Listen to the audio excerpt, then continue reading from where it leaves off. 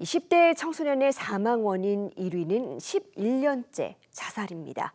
특히나 최근 2, 3년 사이 청소년 자살률이 급격히 올라가는 추세인데요. 이 아이들을 잃기까지 어떤 징후가 있었고 또 어떤 개입이 가능했는지 면밀하게 들여다보고 대책을 세워야 하는데 정작 청소년들은 이 같은 심리 부검 체계에서조차 소외되어 있습니다. 먼저 영상 보고 오겠습니다.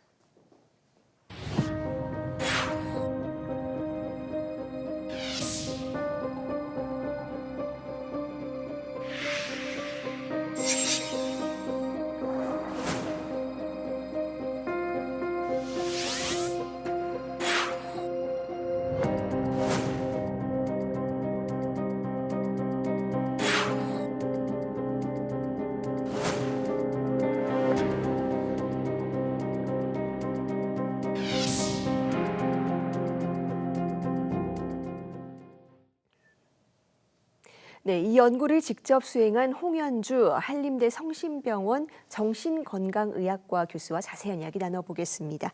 교수님 어서 오세요. 네, 안녕하세요. 네. 네, 먼저 심리부검이라는 단어 자체가 네. 낯선 분들도 많이 계실 것 같거든요. 이게 정확히 어떤 의미인가요? 부검이라 하는 단어를 정의를 보면요. 사람이 사망을 하게 되면 해부를 통해서 그 원인을 파악하는 게 부검이라고 하지 않습니까?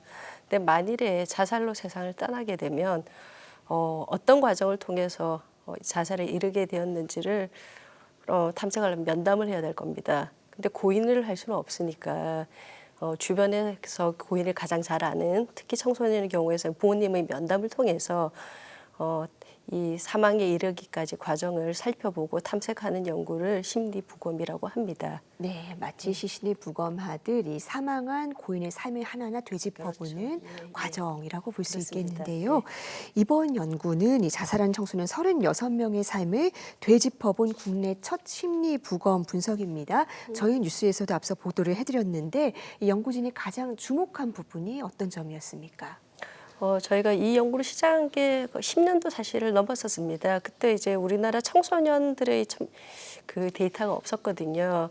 근데 이제 자살이라고 하면 어떤 이유든지 간에 자신의 몸에 해를 끼쳐서 그 결과가 사망에 이르는 것을 자살이라고 정의를 할 수 있는데요. 그 과정에는 수많은 사회적인, 문화적인 요인이 많이 작용을 합니다. 그러다 보니 나이에 따라서 성별에 따라서 또는 나라에 따라서 그 특성이 매우 다릅니다. 근데 이제 한 10년 전만 하더라도 우리나라 아이들이 어떤 경과를 통해서 어떤 특성을 가지고 이러한 결과에 이르게 되었는지 그런 연구가 없었어요. 사실은 효과적인 그 대책을 위해서는 그 원인 분석이 먼저 이루어져야 되는 거고 그 원인이 가장 정확한 정보를 주는 게 심리보검이라고 할 수가 있습니다. 그래서 우리나라 아이들의 원인을 알기 위해서 우리나라 데이터를 제대로 구축해보자 이런 목적에서 시작을 했습니다. 네, 대책을 세우려면 원인을 자세히 분석을 네. 먼저 해봐야겠죠. 그렇죠. 네. 이번 연구를 통해 보면은 우리나라 청소년들의 자살 양상이 또 해외와는 확연히 다르다는 네. 점이 드러났습니다. 어떤 점에서 특히 차이가 있었습니까? 저희가 이제 정신과 배우거나 그리고 지금도 많이 알려진 지식 중에 하나가요. 자살 시도는 그 가장 중요한 그 자살의 위험 요인이고 그리고 청소년의 자살은 되게 충동적이다 이런 얘기를 많이 하고 있지 않습니까? 근데 저희가 막상 해보니 우리나라 아이들의 경우에서 그 이전에 자살 시도나 자해를 했었던 경우는 20%도 안 되는 거예요. 즉 80% 정도는 첫 번째 시도에 이제 자살에 이르게 됐고요.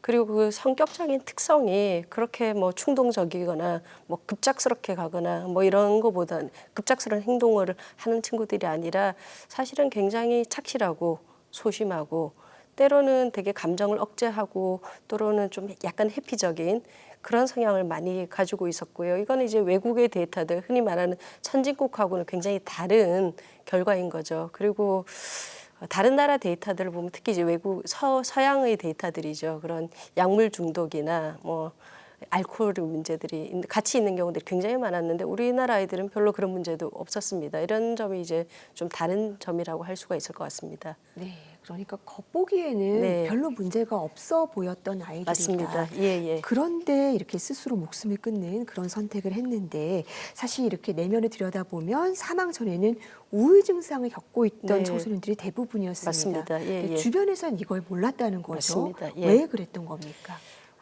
진짜 그 자살 시도한 친구들이나 자해한 친구들은 좀 특성이 이 부분이 굉장히 다른데요.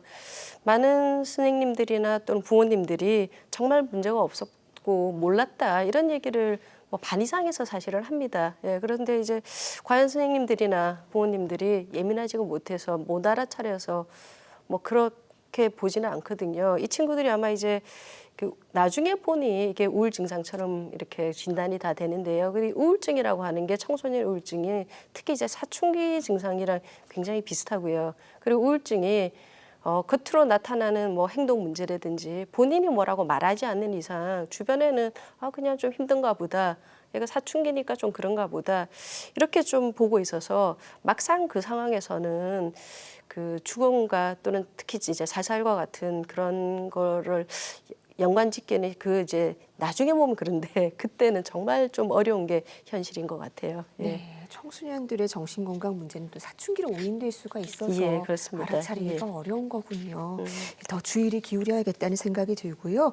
그동안의 자살 예방 정책은 주로 고위험군에 초점이 네, 맞춰져 네. 있었습니다. 근데 이번 연구의 시사점은 이런 접근으로는 더 이상 대응이 어려울 수도 있다라는 거죠. 앞으로의 과제 어떻게 보십니까? 근데 이제 고위험군 대책이 뭐 효과 없다 이런 얘기 아닙니다. 여전히 유효하고요. 네. 지금 뭐 가장 효과 있는 정책이 뭐냐 그러면 그걸 할 수밖에 없고요. 지금 여전히 뭐 자살 시도하는 친구들, 자해하는 친구들 뭐 일반 인구보다 자살률이 굉장히 높기 때문에 적극적으로 관리하고 지금보다 더 열심히 해야 되는 건 맞습니다. 근데 다만 우리나라 청소년의 경우에서는 이제 데이터 상에서 이것만으로 좀 한계가 있는 거죠. 그죠? 많은 친구들이 표시가 안 나니까 흔히 말하는 이제 이 고위험군이 아니라 평소에 정말 몰랐고 첫 번째 시도로서 생각을 하고 있는데 표시 안 나는 아이들, 이 친구들을 이제 대응을 해야 되는 건데요. 그러면 이제 아주 초기부터 이걸 좀 해야 됩니다. 예를 들어서 초등학교 때부터 좀 자신의 마음을 들여다보고 힘들 때 그냥 참는 게 아니라 나 힘들다고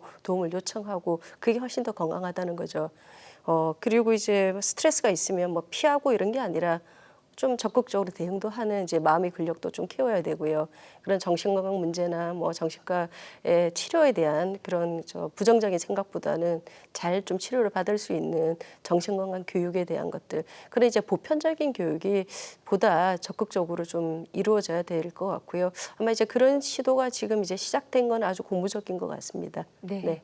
이렇게 가려져 있는 구조 신호를 잘 찾아내기 위한 연구도 중요할 것 같은데요. 네. 이번에 하신 이 심리부검 36명 사례를 네네네. 바탕으로 한 연구입니다. 굉장히 밀도 있는 조사였는데 앞으로도 이런 연구가 이어지려면 어떤 지원이 필요하다고 보십니까? 네. 사실은 뭐 36명이지만 이 과정에서는 너무 오래 걸렸고요. 정말 전문적인 연구이고요. 근데 지금 중단되어 있거든요. 네. 근데 이거는 뭐 그 숫자가 중요하지 않고요. 이 숫자를 넘어서는 좀 정말 인력과 체계와 좀 더 발전할 수 있는 체계가 좀 많이 필요한 것 같습니다. 연구뿐만이 아니라 유가족 지원까지 같이 이루어져야 되고요. 뭐 이런 지금 다시 재개할 수 있는 안정적인 인력과 체계가 지원되어야 되지 않을까 생각을 합니다. 네. 네. 이번 심리부검을 통해서 드러나지 않은 위기를 어떻게 놓치고 있었는지 다시 한번 확인할 수 있었는데요. 보이는 위험뿐 아니라 이 가려져 있는 지금까지 확인할 수 있도록 세심한 대책 네. 필요해 보입니다. 오늘 말씀 잘 들었습니다. 네. 감사합니다. 감사합니다.